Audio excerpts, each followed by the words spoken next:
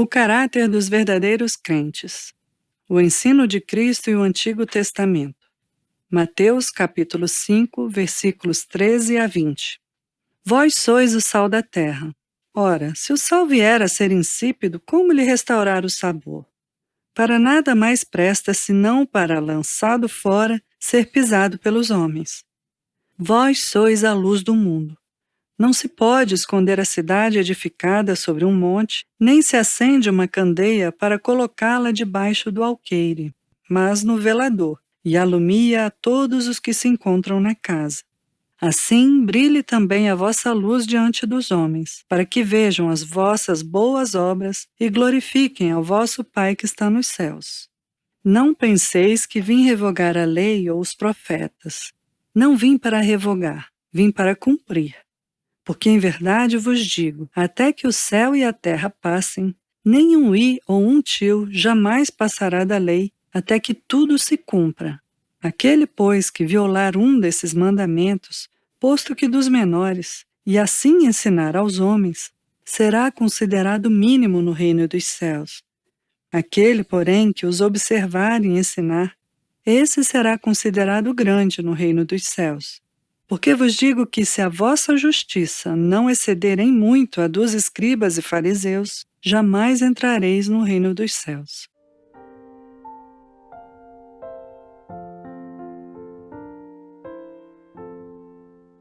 Nesses versículos, o Senhor Jesus aborda dois assuntos. Um deles é o caráter que os verdadeiros crentes precisam defender e manter nesse mundo. O outro é a relação entre as doutrinas que ele ensinava e os ensinos do Antigo Testamento.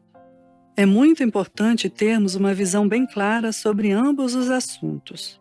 Neste mundo, os verdadeiros cristãos devem ser como sal. Ora, o sal tem um sabor bem peculiar, diferente de qualquer outra coisa. Quando misturado com outras substâncias, preserva da corrupção. O sal transmite um pouco de seu sabor a tudo com que ele é misturado.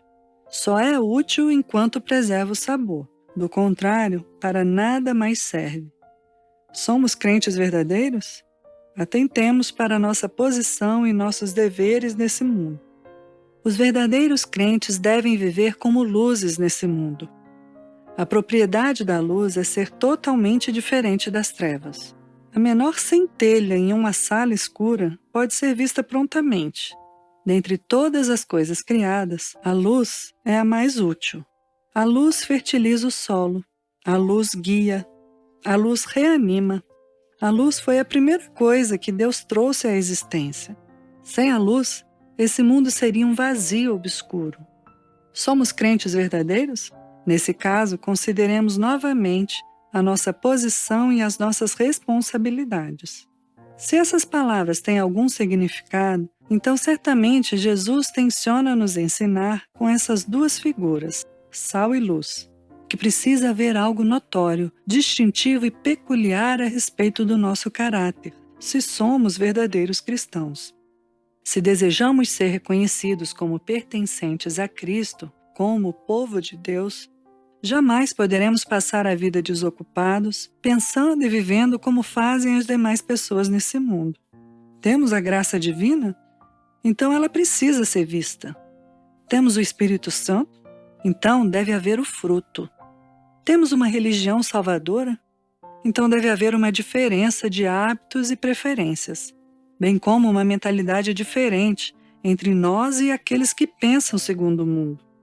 É perfeitamente claro que o cristianismo verdadeiro envolve algo mais do que ser batizado e ir à igreja. Sal e luz, evidentemente, implicam uma peculiaridade, tanto no coração como na vida diária, tanto na fé como na prática. Se nos consideramos salvos, devemos ousar ser singulares e diferentes da humanidade em geral. A relação entre o ensino de Nosso Senhor e o ensino do Antigo Testamento foi esclarecida por Jesus mediante uma sentença incisiva. Abre aspas. Não penseis que vim revogar a lei ou os profetas. Não vim para revogar, vim para cumprir. Fecha aspas. Essas palavras são dignas de nota. Elas foram muito importantes quando proferidas, porque davam resposta à ansiedade natural dos judeus quanto a esse assunto. São palavras que continuarão a ser extremamente importantes enquanto esse mundo continuar, como um testemunho de que a religião do Antigo Testamento e do Novo Testamento forma um todo harmônico. O Senhor Jesus veio a esse mundo a fim de cumprir as predições dos profetas, os quais, desde os tempos antigos, haviam profetizado que um dia viria ao mundo um Salvador. E ele veio para cumprir a lei cerimonial, tornando-se o grande sacrifício pelo pecado, para o qual todas as oferendas da lei mosaica tinham sempre apontado. Ele veio para cumprir a lei moral, prestando-lhe obediência perfeita, o que nós mesmos jamais poderíamos ter feito. Ele também cumpriu a lei, pagando com o seu sangue reconciliador a uma penalidade por nossa quebra de lei, uma penalidade que nós jamais poderíamos ter pago. De todas essas maneiras, ele exaltou a lei de Deus e tornou sua importância ainda mais evidente. Em suma, ele engrandeceu a lei e a fez gloriosa. Isaías 42, 21. Existem profundas lições de sabedoria a serem aprendidas por meio dessas palavras de nosso Senhor. Portanto, meditemos cuidadosamente sobre elas, entesourando-as em nosso coração. Tomemos cuidado para não desprezar o Antigo Testamento sob pretexto algum. Nunca devemos dar ouvidos àqueles que recomendam pôr de lado o Antigo Testamento como se fosse um livro antiquado, obsoleto e inútil. A religião do Antigo Testamento é um embrião do cristianismo. O Antigo Testamento é o Evangelho em botão. O Novo Testamento é o Evangelho aberto em flor. O Antigo Testamento é o Evangelho brotando. O Novo Testamento é o Evangelho já em espiga formada. Os santos do Antigo Testamento enxergaram muitas coisas como que por um espelho, obscuramente. Porém, todos contemplavam pela fé o mesmo Salvador e foram guiados pelo mesmo Espírito Santo que hoje nos guia. Essas não são questões de pouca importância. O ignorante desprezo pelo Antigo Testamento dá origem a muita infidelidade. Também devemos acautelar-nos em não desprezar a lei dos 10 mandamentos. Nem por um instante sequer suponhamos que essa lei foi posta de lado pelo Evangelho, ou que os crentes nada têm a ver com ela.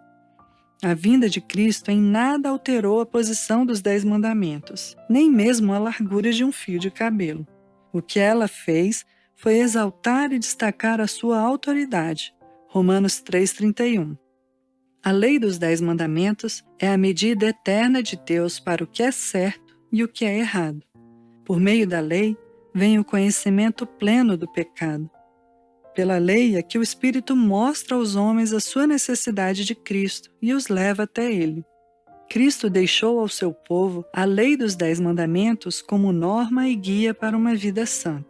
Em seu devido lugar, a lei dos 10 mandamentos é tão importante quanto o glorioso Evangelho.